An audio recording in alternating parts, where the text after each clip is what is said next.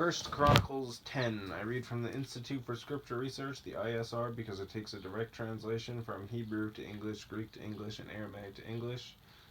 Yah is short for Yahweh, Yahweh, Yod-He, Vav-He. There's no difference. It's like saying Dan, Daniel, Daniel with an E. What is the difference and does matter is when people say that Phil, Bob, Sam, and Aaron are the same name, because no, they're not, and no one in their right mind would ever believe that.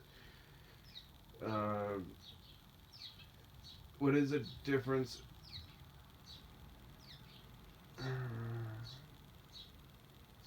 What is the difference and does matter is when people say Phil, Bob, Sam, and Aaron are the same name, because no, they're not, and no one in their right mind would ever believe that, and only a fool would believe that a hammer can force its creator to do anything.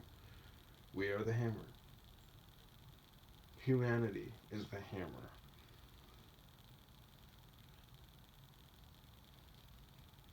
There was no letter J in the Hebrew, Greek, or Aramaic texts because the letter J is only about 600 years old, while the son of Elohim, Yehoshua, died on a stake for the sins of all of humanity over 2,000 years ago. In a direct translation from Hebrew to English, Yehoshua is Joshua, and I strongly believe that the son of Elohim's name, Yehoshua, means Yahweh is salvation.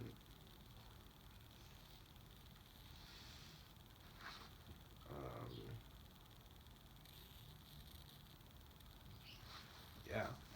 1 Chronicles 10. And the Philistines fought against Israel, and the men of Israel fled from before the Philistines and fell slain on Mount Gilboa, Gilboa. And the Philistines pursued Shaul and his sons, and the Philistines struck Jehonathan and Abinadab and Malchishua, sons of Shaul, and the battle was heavy on Shaul, and the archers hit him, and he was...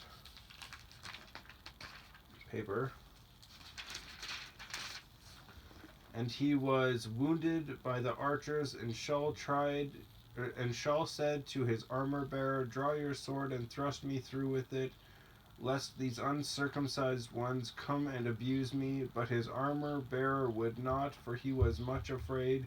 So Shaul took a sword and fell on it. In other words, he committed suicide. If you commit suicide, you've murdered yourself, and once you die, there's no asking for forgiveness. So he basically murdered himself without the ability of asking for forgiveness because he didn't want someone who was uncircumcised to kill him. That man is a fool. And he is in the lake of fire. Well, actually, he's in Sheol, the darkness and gnashing of teeth. The lake of fire is where everyone goes after Judgment Day. Shaul is literally in darkness and gnashing of teeth because he murdered himself, and after death there is no forgiveness.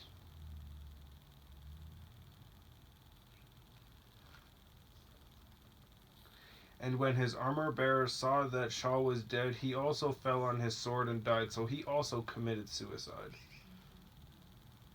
They both murdered themselves. Sad.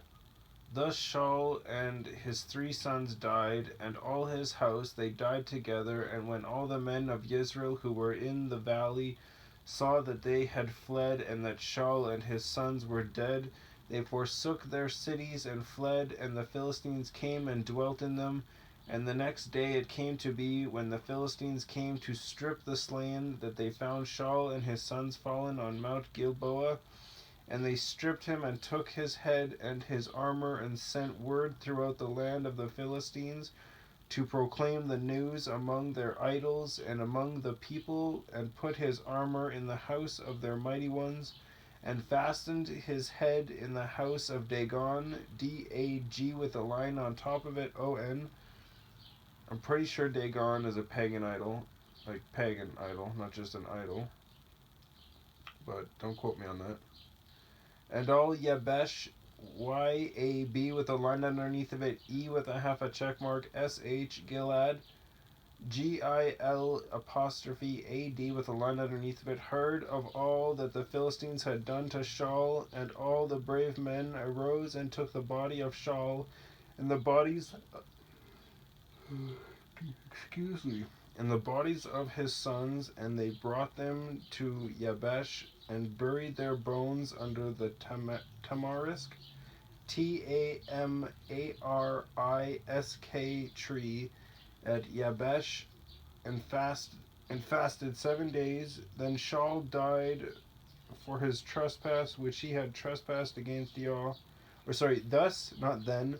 Thus Shaul died for his trespass which he had trespassed against Yahweh, because he did not guard the word of Yahweh, and also did not guard, and also for asking a medium for to make inquiry, and did not inquire of Yahweh, so he put him to death, and turned the reign over to David, son of Yishai. Yishai. And David, obviously, Dawid with a line underneath of it. Spelled it 1,000 times, not really 1,000. That's clearly an overstatement. Anyways, good piece.